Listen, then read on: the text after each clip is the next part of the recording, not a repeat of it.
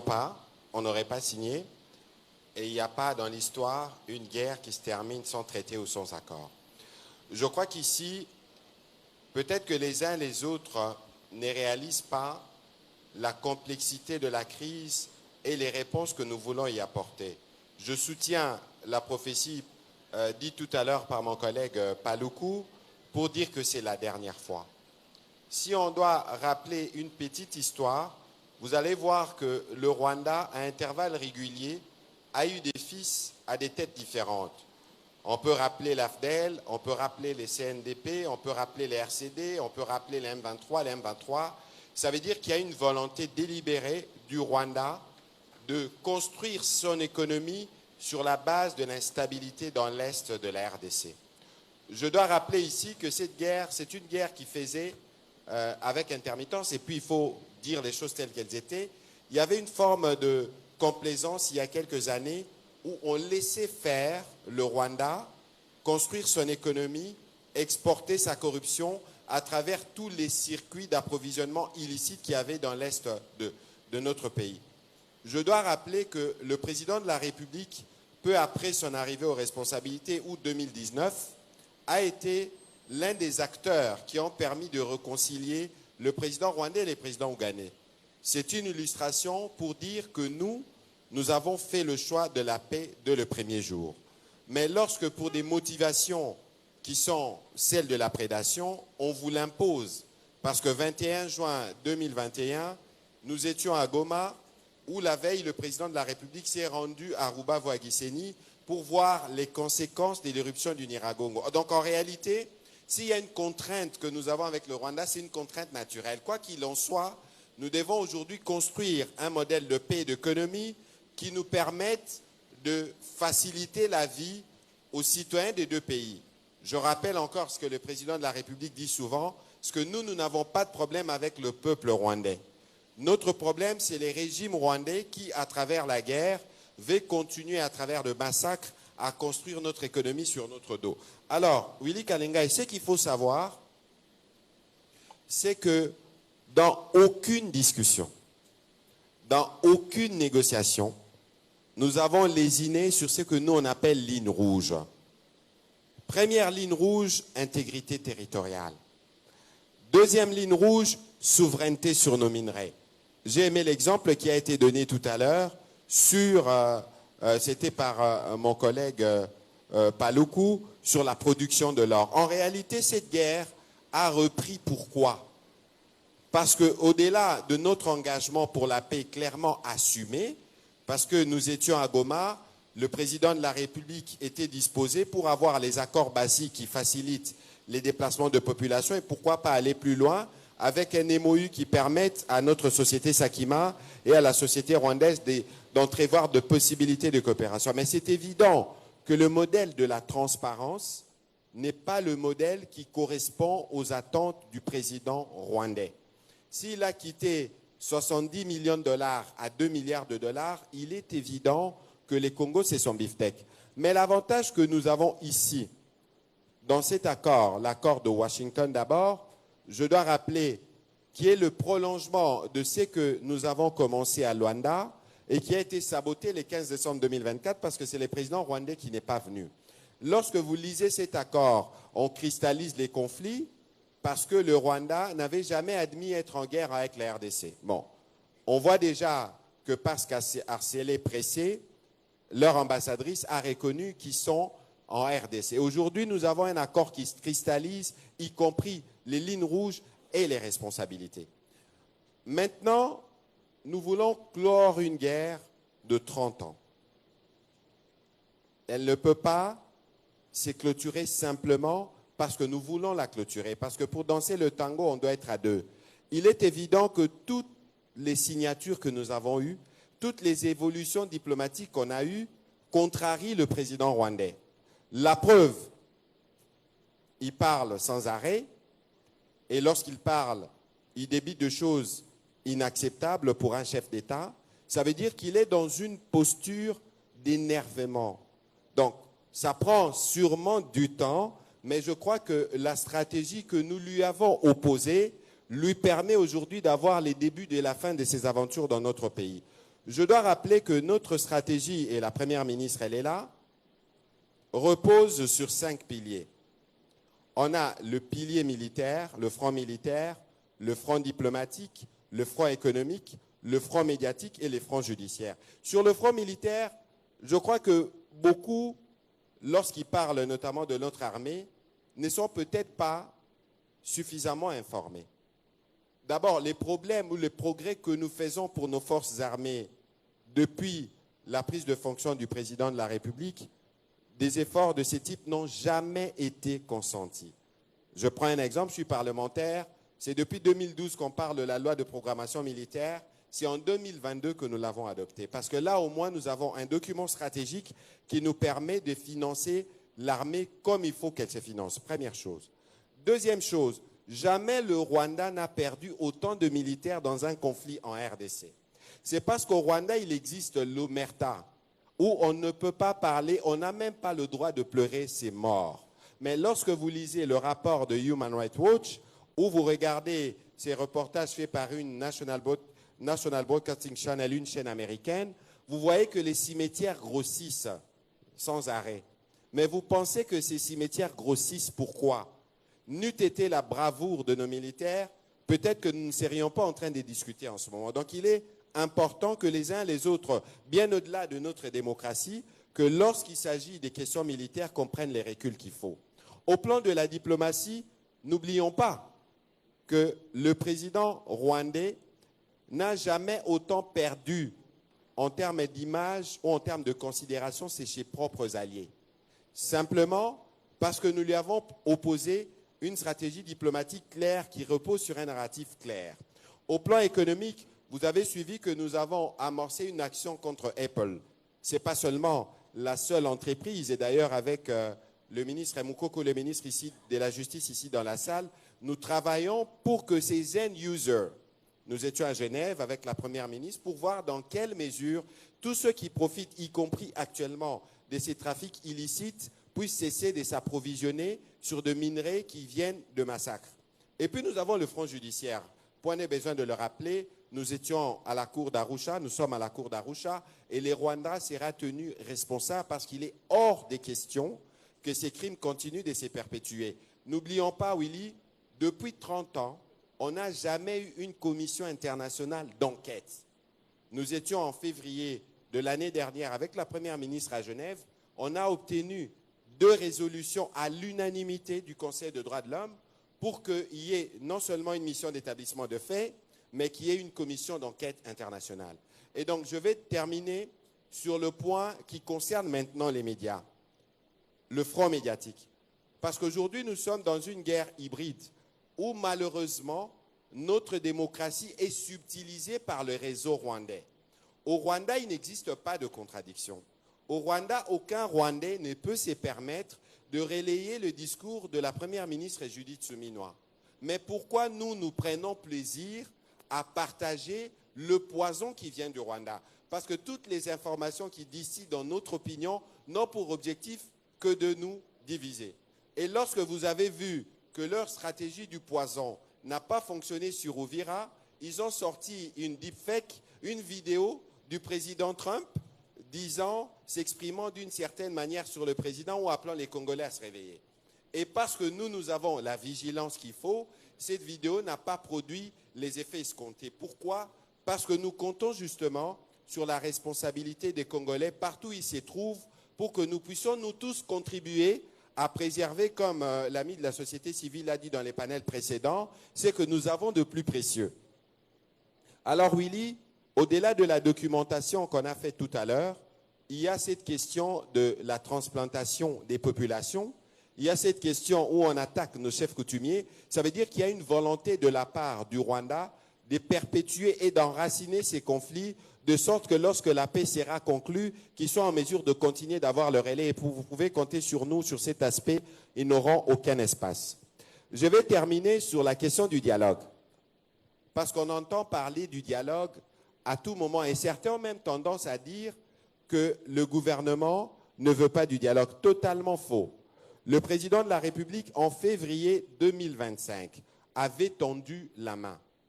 C'est dans cet ordre d'ailleurs qu'il a reçu le docteur Mukwege ou encore l'honorable Martin Fayulu. Ça veut dire que le président est totalement disposé. Au début de l'initiative de prêtres, je crois que les présidents étaient parmi les premiers à les recevoir. Mais les présidents, en termes de propositions de paix, n'a pas reçu que les propositions de prêtres. Il en a reçu aussi des confessions religieuses. C'est pour ça qu'il les a mis ensemble.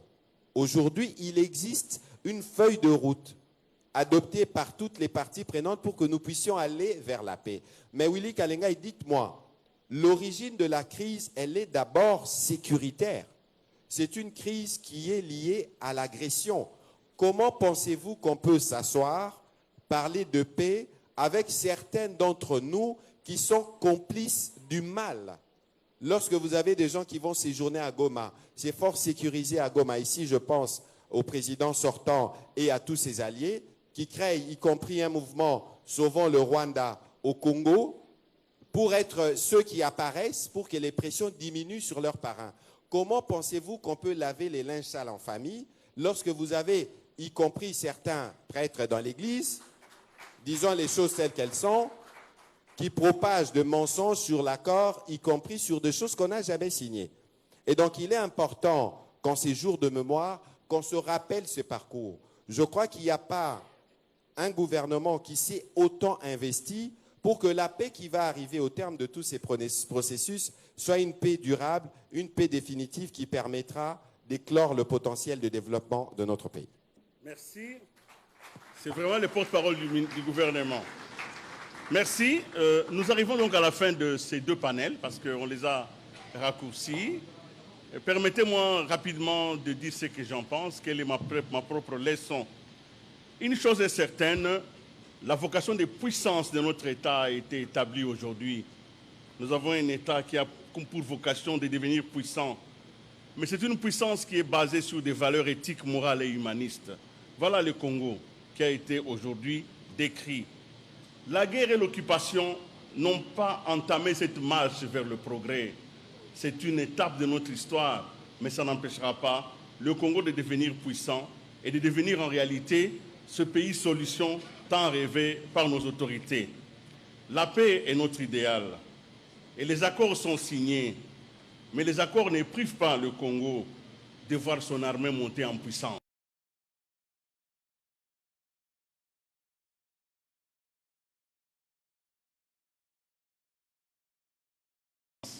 Parce qu'il a déplacé les montagnes.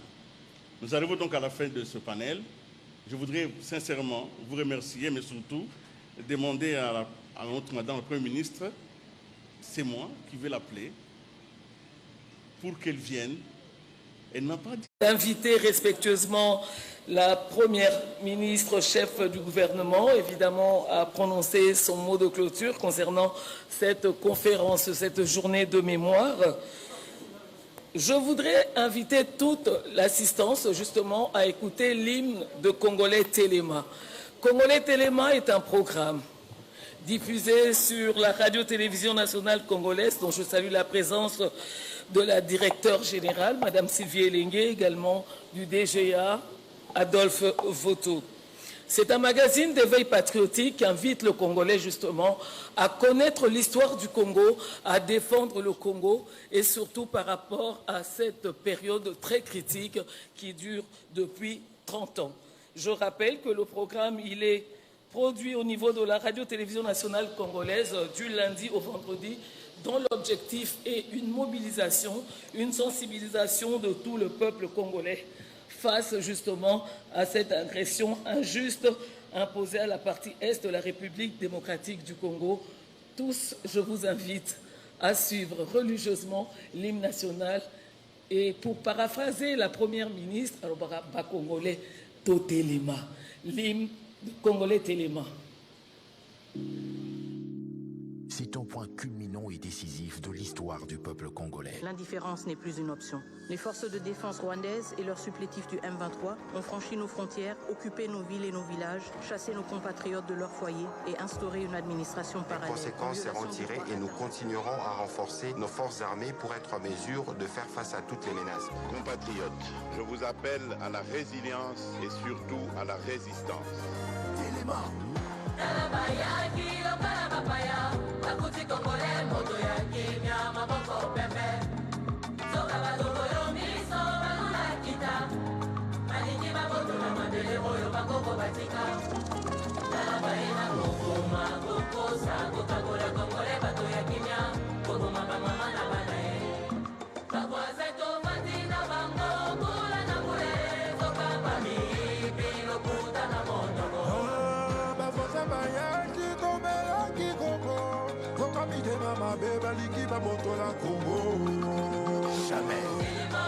Ba mama photo télé ma po eza likambo ya mabele.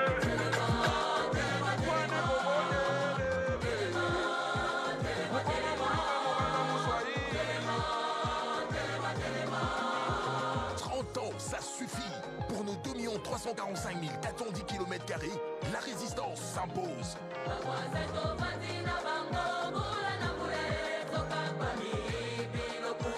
Chassons l'agresseur et libérons nos terres occupées.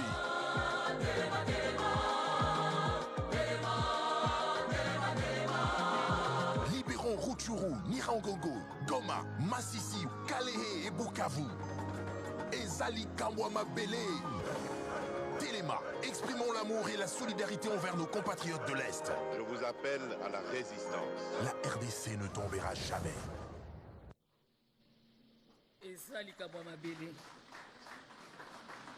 Évidemment, nous saluons également la présence de la ministre de la Culture, Art et Patrimoine, parce que justement, à cette époque, elle avait créé, à travers son ministère, la campagne Tozar et Longo Nafardc pour soutenir nos brillants militaires au front. Avec votre autorisation, Madame la Première ministre, je vous invite respectueusement pour votre mot de clôture dans cette conférence Journée de mémoire. Merci.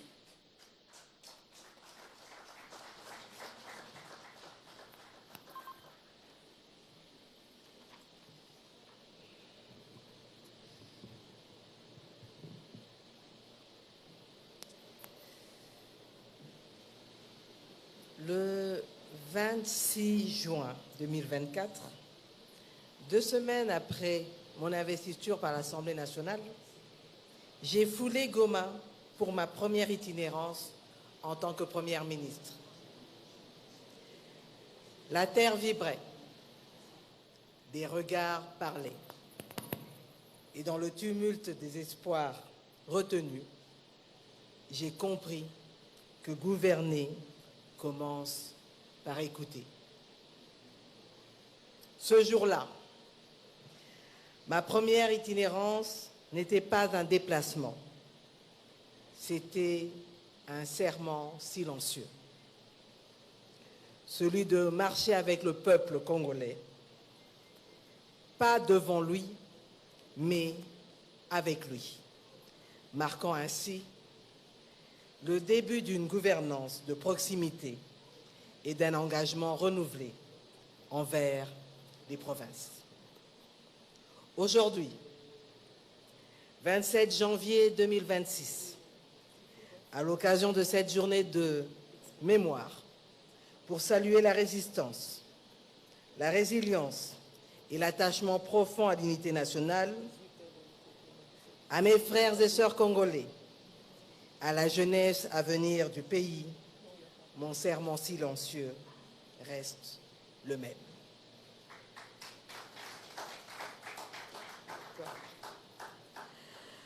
Honorables députés et sénateurs, Mesdames et Messieurs les membres du gouvernement,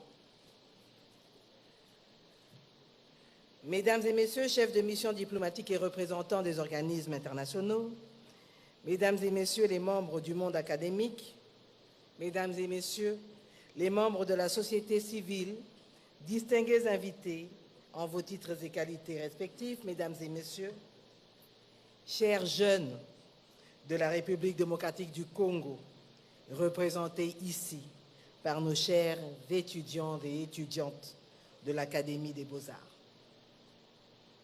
C'est avec beaucoup d'émotion que je m'exprime en ce jour de mémoire et non de rappel de la douleur pour celles et ceux de notre peuple dont la vie a été arrachée dans les conditions effroyables, dans des champs, dans des camps de déplacés, dans des hôpitaux, dans leur maison, sur leur lieu de travail.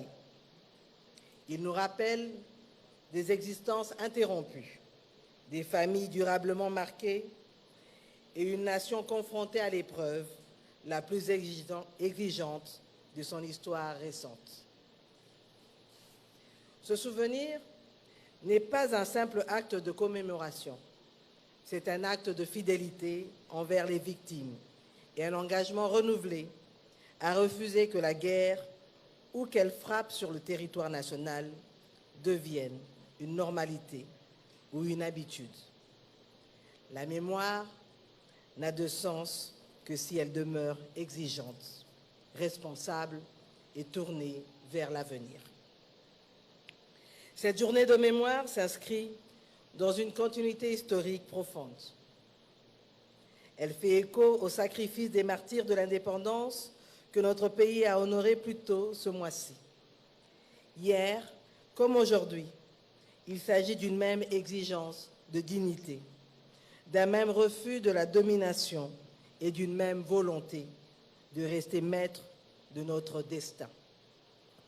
La mémoire des martyrs de l'indépendance éclaire la mémoire des victimes de la guerre actuelle et rappelle que la souveraineté de la République s'est toujours construite dans l'épreuve, le courage et la fidélité à la nation. Mais c'est aussi une journée pour remercier tous ceux qui ont œuvré et œuvrent encore au niveau national et international pour que nous puissions finalement avoir la paix. La guerre que traverse notre pays n'est pas accidentelle. Elle procède, cela a été dit, d'une stratégie pensée et planifiée menée par le Rwanda et ses supplétifs dans le dessein d'occuper une partie de notre territoire et de poursuivre une entreprise de prédation.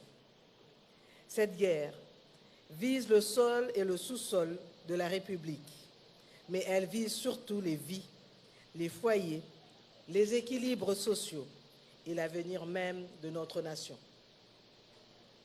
Pourtant, ni les armes, ni les bombardements, ni les tentatives de gouvernance par le crime ne sont parvenus à briser ce qui fait la force profonde de la République démocratique du Congo et notre unité nationale. Et face à l'épreuve, notre peuple n'a pas cédé à la résignation. Cette résistance s'exprime sous de formes multiples. Elle est portée par le président de la République et les forces armées de la République démocratique du Congo, engagées avec courage et discipline dans la défense de l'intégrité territoriale et la protection des populations civiles.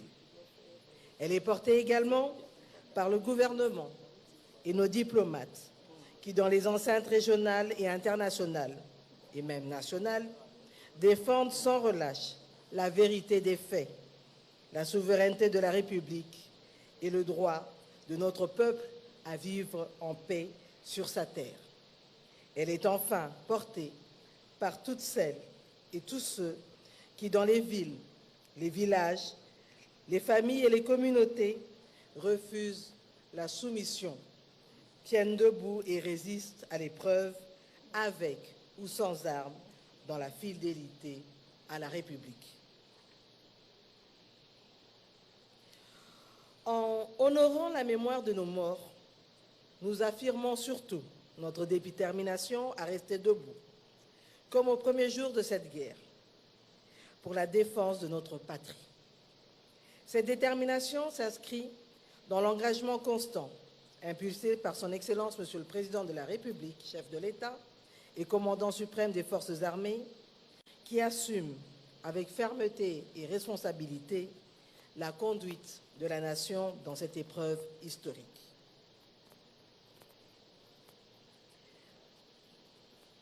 Dans cette guerre imposée à la République démocratique du Congo, la mobilisation est totale et doit être totale. Elle se déploie sur les fronts militaires. Monsieur le ministre de la Communication l'a dit, elle se déploie sur le front militaire, diplomatique, judiciaire, économique et médiatique. Cette mobilisation engage la République tout entière, car chaque vie arrachée, chaque foyer déplacé et chaque avenir interrompu appelle l'État à l'exercice de sa responsabilité la plus essentielle, celle qui est la protection de la vie de nos concitoyens et notre souveraineté. Je voudrais particulièrement saluer la mobilisation des Congolaises et des Congolais de partout dans le monde qui ont répondu à notre appel dans le cadre de la campagne Congolais Téléma. Artistes, sportifs, journalistes, intellectuels, citoyens engagés ou pas, où qu'ils se trouvent dans le monde, ont fait entendre leur voix pour défendre la République, dénoncer l'agression et affirmer leur attachement à l'intégrité territoriale de notre pays. Cette mobilisation digne constitue un ferment essentiel de notre victoire et de notre engagement collectif à protéger, au-delà de nos différences et de nos convictions, ce que nous avons de plus précieux, notre nation. Au contact des Congolaises et des Congolais, dans les différentes provinces du pays, j'ai vu une même lucidité et une même force morale. J'ai vu des populations éprouvées, des hommes et des femmes qui refusent la peur, qui refusent la division et qui tiennent debout, souvent dans le silence, avec une dignité qui honore la République. Notre engagement ne se limite pas à faire taire les armes. Il vise à ce que justice soit rendue. Justice pour celles et ceux qui sont tombés. Justice pour celles et ceux qui ont été déplacés. Justice pour toutes les existences dont la trajectoire a été brisée par cette guerre. La paix ne peut être durable que si elle repose sur la vérité, la responsabilité et le refus de l'impunité. Des étapes majeures ont été franchies dans cette direction. L'entérinement le 4 décembre 2025 des accords issus du processus de Washington a permis de poser un cadre structuré et une perspective crédible vers la paix. La République démocratique du Congo demeure pleinement engagée à honorer ses engagements dans le respect du droit, de la souveraineté nationale et de la dignité des victimes. Cette mémoire que nous portons aujourd'hui n'est pas un regard tourné vers le passé. Elle est une vigilance, elle est une exigence. Elle est un appel à ne jamais relâcher l'effort, à ne jamais banaliser la guerre et à ne jamais dissocier la défense du territoire de la protection des vies humaines. Les échanges qui ont marqué cette journée de mémoire ont permis de mesurer avec gravité et lucidité l'ampleur des souffrances endurées, mais aussi la profondeur du courage et la force du lien national. Ils ont rappelé que la mémoire est un acte politique au sens le plus noble, parce qu'elle engage l'État, les institutions et la nation dans une responsabilité partagée. À travers cette journée, le gouvernement réaffirme ses engagements.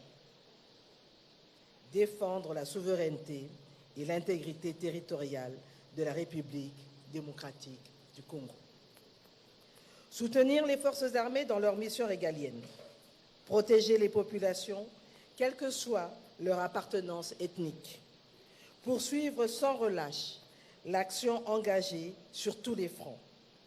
Faire prévaloir la vérité des faits, lutter contre l'impunité, œuvrer pour une paix juste, durable et respectueuse de la dignité humaine. Ces engagements s'inscrivent dans une action continue, assumée et coordonnée, conduite sous l'autorité du président de la République avec pour seule boussole l'intérêt supérieur de la nation et la protection de nos concitoyennes et concitoyens, où qu'ils se trouvent sur le territoire national. À l'issue de cette journée de mémoire, j'invite chacune et chacun à un temps de recueillement. Un recueillement digne pour honorer les vies perdues. Un recueillement respectueux pour les familles éprouvées. Un recueillement responsable pour transformer la mémoire en vigilance, en engagement et en fidélité aux valeurs qui fondent notre République. Se souvenir, c'est refuser l'oubli. Se recueillir, c'est refuser l'indifférence. C'est célébrer la résistance, la résilience et l'attachement à l'unité nationale. Et demeurer unis dans la mémoire, c'est affirmer que face à la guerre, la nation congolaise reste debout, consciente de son histoire, déterminée dans son combat et résolue à préserver son avenir. Sur ce jeudi, Congolais Téléma et Zalikambo Yamabele. Que Dieu bénisse la République démocratique du Congo. Je vous remercie.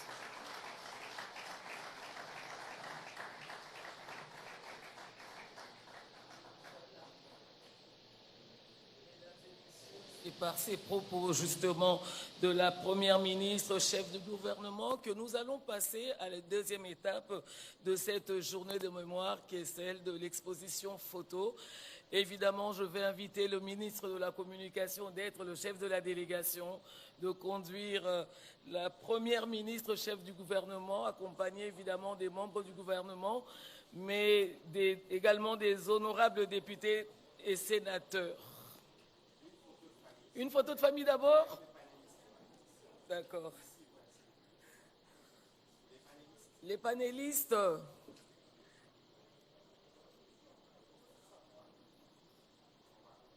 Une photo de famille, tous les panélistes ou bien par... voilà, tous les panélistes s'il vous plaît, pour la photo de famille.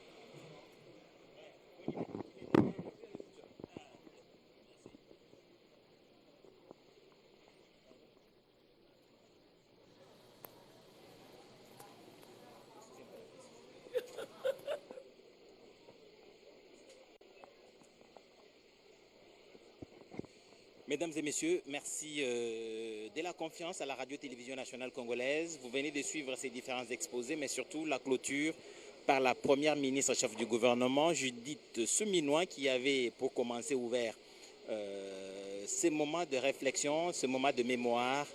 Cette journée rappelle, elle n'a pas été choisie au hasard. Vous vous souvenez que l'année dernière, les forces rwandaises sont entrées dans la ville de Goma, commettant plusieurs massacres, pillant.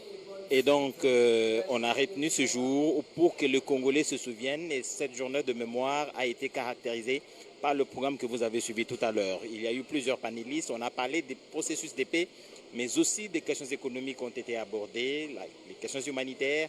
Vous avez suivi l'engagement du gouvernement de la République à travers tous les panels. Le gouvernement est déterminé, sous le leadership du président de la République, mais aussi de la Première ministre Judith Suminwa. Dans le discours en dernier lieu a rappelé la détermination de chaque citoyen, la détermination du gouvernement de la République pour redonner la paix durable à ce peuple de la République démocratique du Congo. À présent, la Première ministre en tête, la délégation va se diriger dans cette autre salle pour ce recueillement ou cette exposition des différentes photos, ces photos qui rappellent la cruauté de ceux qui se sont invités sans autorisation sur le territoire de la République démocratique du Congo, les Rwandais bien entendu, sous le leadership de leur maître Paul Kagame, le père comme le ministre de la Communication et des Médias à l'appel, et les fils, le M23, ce fils a plusieurs têtes, le ministre de la Communication et des Médias, porte-parole du gouvernement, l'a rappelé tout à l'heure, depuis l'AFDL, le CNDP, mais bien avant il y avait le RCD et puis le M23 à plusieurs reprises, M23 1, M23 2, c'est toujours le même procédé, mais Heureusement, cette fois, la République démocratique du Congo, avec Félix-Antoine Tshisekedi en tête, a pris le leadership de cette diplomatie agissante, et partout dans les salons où Kagame se faisait passer pour le donneur de leçons, il a rencontré la puissance de la diplomatie déployée par Félix-Antoine Tshisekedi. Il est de plus en plus déplumé, et comme vous l'avez entendu dans les différents panels, l'image de Kagame n'a jamais été écornée, que c'est le cas cette fois, et que la détermination de la République démocratique du Congo est saine, et surtout elle ne faiblira jamais tant qu'une portion du territoire national ne sera pas, tant qu'aucune portion de la République démocratique du Congo sera libérée. C'est donc un engagement, c'est donc une détermination qui fait que dans les moindres détails, dans les faits et gestes de chaque citoyen, il faudrait que ce patriotisme se manifeste, il faudrait que cet engagement soit visible. L'appel est donc lancé. La Première ministre, dans son discours, appelle chacun à manifester cette détermination, se souvenir, se recueillir. Se souvenir, ce n'est jamais oublier. Ça, c'est un devoir citoyen, un devoir patriotique. Nous ne devrions pas oublier ce qui s'est passé, mais il a été aussi rappelé au cours de ce panel. Les questions de justice, le ministre d'État, ministre de la Justice et garde des Sceaux, Guillaume Nguefa, a rappelé que rien ne sera oublié. Et les crimes qui sont en train de se commettre dans l'Est de la République démocratique du Congo sont des crimes imprescriptibles. Et pour ce faire, ils peuvent être jugés aujourd'hui, demain ou après-demain, mais une certitude est là. Ces crimes seront jugés d'une façon ou d'une autre et à un moment ou à un autre. Et la justice de la République démocratique du Congo s'est donné des outils suffisants pour prendre en charge toutes ces questions, tous ces dérapages de droits enregistrés au cours de cette guerre barbare imposée à la République démocratique du Congo. En tout cas, mesdames et messieurs, ces moments seront répétitifs. Je crois que l'année prochaine, à la même époque, la même date, les questions sur la journée de mémoire va revenir en force, parce que nous avons le devoir de nos souvenirs, et cela a fait en sorte que nous nous rappelions toujours de ce qui a été fait, et comme cela, les enfants qui nous regardent, ceux qui suivent la radio-télévision nationale congolaise vont se déterminer et prendre des positions qui gardent la République démocratique du Congo en situation de réagir à n'importe quelle attaque et à n'importe quel moment. Mesdames et messieurs, c'est à présent le moment pour dire le Congolais est celui qui entre en lui pour vouloir amener ce qui sort au fond de lui pour vivre dans la paix. Les Congolais peuvent créer de toutes pièces, d'abord en commençant par soi-même, pour arriver à ressortir ce qu'il y a de mieux, ainsi vivre dans un monde meilleur. Et de cette création, nous allons sur les champs de bataille, où un certain 27 janvier 2025, nos familles à Goma n'ont pas su supporter, voir les leurs tomber et chercher au moins des solutions pour les enterrements. Cette photo est prise vers le port de Goma, où la maman regarde impuissante devant un corps inerte. Elle n'avait que pagne pour couvrir et espérer voir plus tard cette personne-là être enterrée. Et pendant la guerre, tout le monde a pris différentes directions. Ceux qui ont pris le lac pour éviter de cohabiter avec ceux qui venaient avec des idées qu'ils ne supportaient pas. On a détruit les maisons, mais les gens ont cherché par tous les moyens, à pied, dans les lacs. Des bus ont été même brûlés quand les gens étaient en train de fuir. Et la maman congolaise, soucieuse de sa famille, a tout fait pour se surpasser, prendre un enfant avec un peu de matelas, garder l'unité de cette famille-là pour un lendemain inconnu, à la recherche toujours du bien-être. Et au fur et à mesure que nous avons vécu cette période de guerre, cette femme s'est vue une fois obligée de d'être violée par son enfant. C'est un témoignage vivant que nous avons en live. On a dit à son enfant, si maman, tu ne veux pas mourir, accepte que ton enfant fasse l'amour avec toi. Et ça s'est passé dans les camps avant la destruction des camps par les occupants. Bushagara, Mugunga, makambi zote zilikuwa ndani ya vile ya Goma. Unajua wakati tulikuwa mkambi tulikuwa tunapana matemoignage mbalimbali juu ya vitendo vya mubaya vyenye viko afanyizia. Plus tard, nous allons ici découvrir une œuvre d'espoir. Cette œuvre n'est pas tirée de la récente guerre. C'est une conception artistique de l'Académie des Beaux-Arts où cet artiste dit: en dépit de toutes les souffrances, la femme croit à l'espoir et voit son avenir radieux.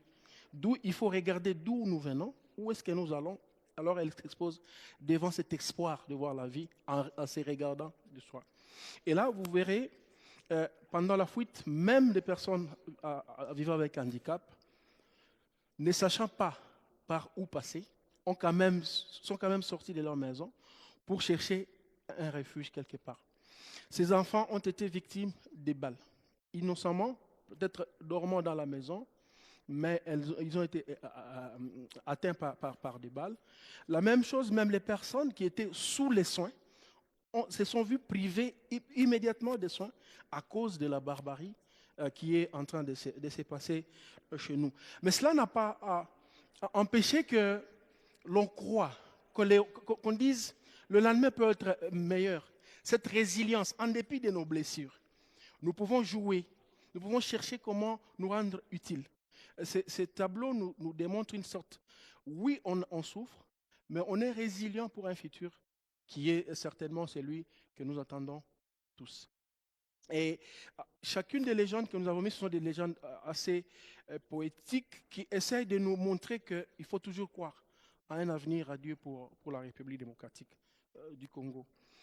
Et il est vrai que après la chute de Goma, plus de 10 000 morts en 3 jours. Les morgues ont été débordées et la Croix-Rouge, avec l'appui du CICR, a pu faire en ce que nous puissions éviter qu'il y ait des maladies issues de la décomposition des corps. Elle s'est mise à enterrer de manière sécurisée et digne nos morts pour éviter que plus tard, nous ne puissions perdre leurs traces. Et vous allez voir avec moi la personne qui a été victime des balles est prise en charge les premiers soins grâce à une intervention volontariste des organisations de la santé. Et là, je peux vous dire, j'ai vécu cette scène avec ce monsieur à l'hôpital provincial. Dieu merci, quelques temps après, elle s'est remise de ses plaies parce qu'elle a été prise en charge grâce bien sûr au convoi sanitaire. Rappelez-vous que votre gouvernement avait envoyé des produits sanitaires pour la prise en charge des hôpitaux qui étaient débordés à tous les degrés. Et ça, c'est une des réponses. Et ici, au cimetière des litiges, à l'Institut technique industriel de Goma, a été mis ce qu'on appelle de fosses sécurisées dans le cadre de l'EDES. Le CICR a voulu éviter que si plus tard, les gens s'est réveillés pour dire « nous avons perdu les nôtres ». Sur base de techniques d'enterrement digne et sécurisé, il y a des acronymes qui peuvent permettre soit l'exhumation, soit quelqu'un qui peut réclamer avoir perdu une des personnes sans trace. Et ce site est au moins bien situé juste sur la route de l'aéroport international de Goma. Et pour le moment, il n'est pas encore détruit. Pour le moment. C'est sûr qu'il peut vouloir... et l'on a vu le Congolais qui a espoir d'avoir un lendemain meilleur. En dépit de nos pleurs, en dépit de nos souffrances, nous pouvons quand même espérer, nous pouvons rêver. Et c'est ce rêve-là qui est aujourd'hui en train de nous être transmis par vos multiples engagements pour que la paix redevienne. Et c'est une inspiration d'un artiste local que nous avons voulu faire dans cette exposition. Pendant que ceux qui étaient dans des camps de déplacés avaient même dit que même si vous nous chassez de nos terres, nous sommes le Congo. Personne ne nous ravira nos terres. Ce sont des photos qui sont originales, mises sur les bâches des déplacés des guerres dans les différents camps qui ont été autour des Goma. Et les enfants faisaient des maquillages pour dire libérer le Congo, ce qui nous allons voir ici dans le Free Congo, ainsi de suite. Et ici d'ailleurs, l'enfant, nous rappelons dans une activité ludique, elle avait dit Apana vita, donc non à la guerre. Il faut arrêter cette guerre. Et le tissu économique a été touché. Ça, c'est le supermarché Kin Marché de Katindo qui a été sérieusement pillé et les portes emportées. Ça, c'est l'entrepôt de chez Akili, juste le plus grand entrepôt qui reçoit tout ce qu'il y a comme marchandises des organisations, même des individus, a été totalement pillé sous surveillance des envahisseurs. Et cela a poussé que les opérateurs économiques puissent subir les grands coûts de cette guerre. Et là, c'est une situation que vous avez palpé du doigt. Nous sommes à l'entrée de Boulengo.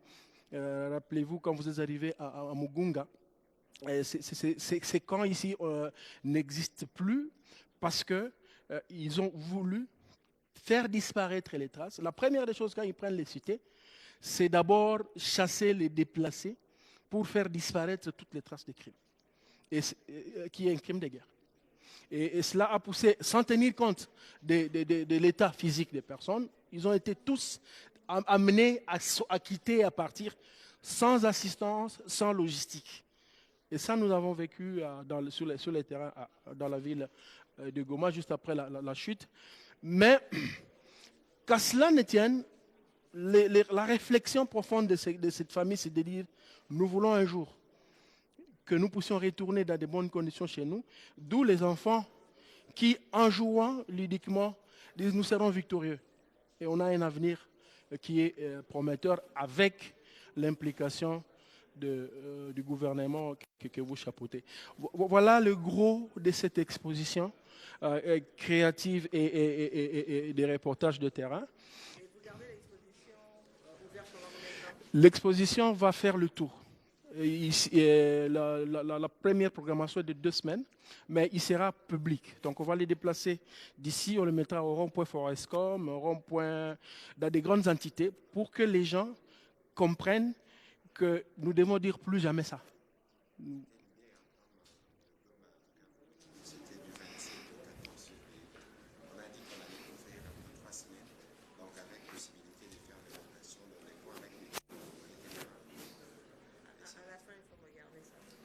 Ok. Alors, Madame le Premier ministre, ce que nous disons après ces tours, certainement les autres membres du gouvernement vont poser un mot dans le livre d'or, mais nous vous épargnons de ça parce que nous voulons que vous puissiez nous dire votre ressenti, un mot, une vision, par écrit sur ce tableau que nous allons valoriser. Soit une image, soit que vous voulez que soit le Congo.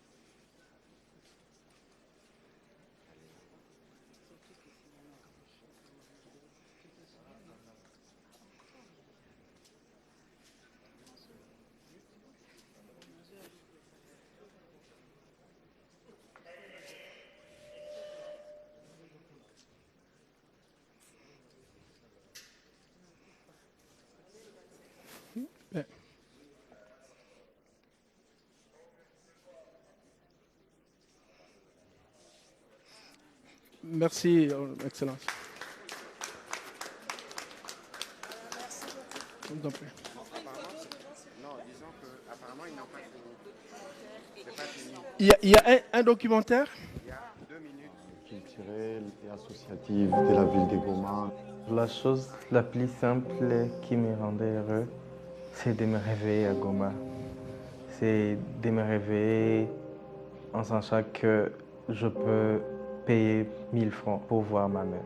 Je peux payer 1000 francs pour aller rencontrer mes frères et sœurs.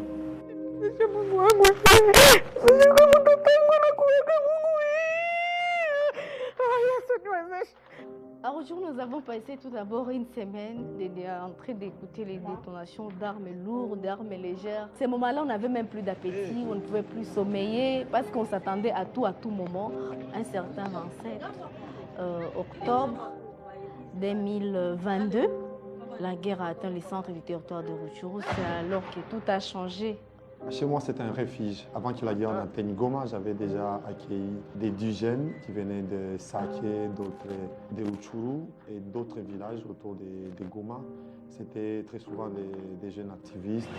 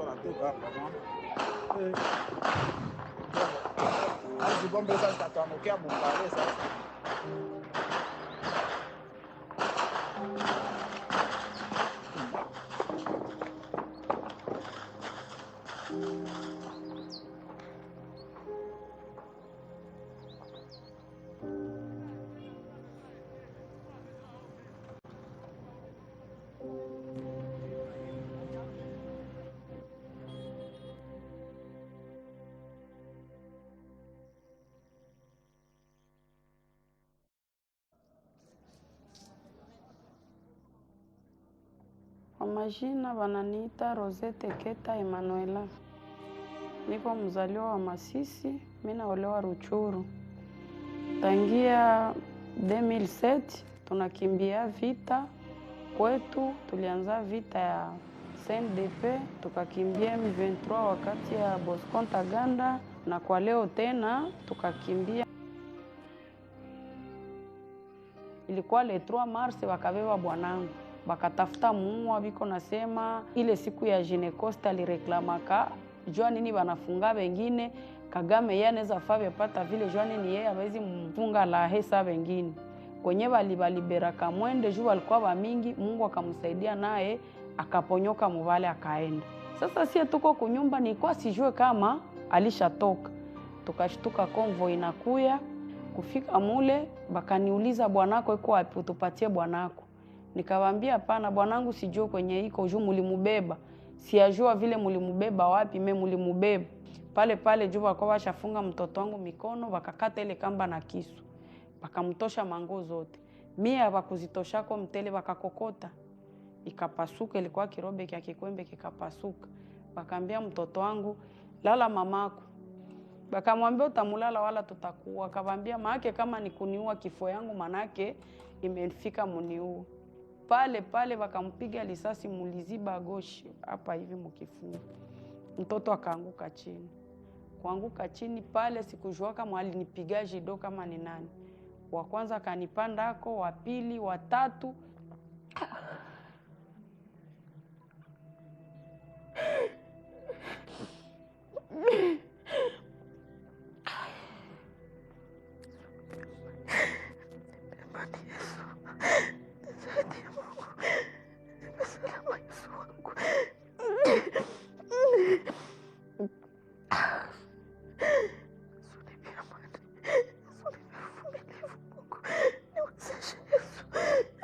Ceci était venu avec plus d'agressivité et plus de cruauté.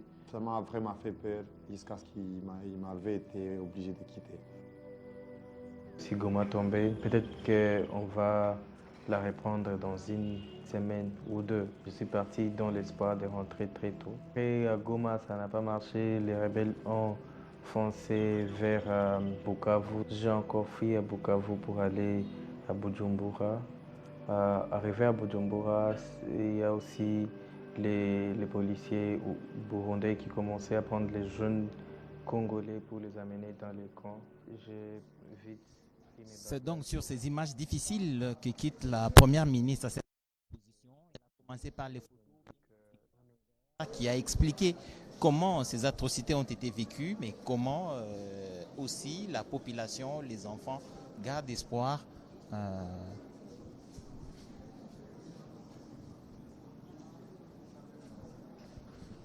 Donc, je disais donc que Tauvert a bien expliqué ces différentes photos qui, pour certaines, ont été prises à des lieux qu'il a lui-même visités. Et la première ministre, chef du gouvernement, a même laissé un message que vous avez certainement vu. Il faut se souvenir, c'est refuser l'oubli. Et plusieurs messages qui témoignent de sa volonté en tant que chef du gouvernement de porter cette flamme de lutte et de résilience en cette journée de mémoire. Elle a porté haut justement cet étendard de résilience de la République démocratique du Congo et de son peuple contre ces différentes difficultés auxquelles le peuple est confronté. Mesdames et messieurs, la radio-télévision nationale congolaise vous a fait vivre cet événement qui a commencé tout l'après-midi de cette journée du 27 janvier 2026, une journée de mémoire. Et nous allons terminer justement par cette phrase ou par ces phrases de la première ministre. Se souvenir, c'est refuser l'oubli, se recueillir, c'est refuser l'indifférence, c'est célébrer la résistance, la résilience et l'attachement à l'unité nationale. La nation congolaise reste debout. Elle est résolue à préserver son avenir. Congolais Téléma, Ezali Kambuya Mabele. Que Dieu bénisse la République démocratique du Congo. C'est signé Judith Souminoa Toulouka, première ministre de la République démocratique du Congo, et c'est fait le 27 janvier 2026. Il ne nous reste plus qu'à vous dire en tout cas merci pour cet instant que vous avez passé avec la radio-télévision nationale congolaise en sa compagnie bien entendu, pour que personne n'oublie le niveau de ce désastre que la République a connu pendant plusieurs années. Et il faudra que ça se termine. L'espoir pour que ceci se termine une bonne fois pour toutes est réel et il est incarné par les populations, mais aussi porté par le gouvernement de la République et surtout le président de la République, Félix Antoine Tshisekedi, dont on a parlé tout à l'heure de la diplomatie agissante, dont on a aussi prouvé les œuvres par les différents intervenants des panels qui se sont succédés, qui ont parlé de la justice, qui ont parlé de l'humanitaire, qui ont parlé de l'intervention de la MONUSCO, qui ont parlé des processus de paix, mais qui ont aussi parlé des questions économiques. Les panels ont été bien ajustés et les messages est justement bien passé. Je crois, en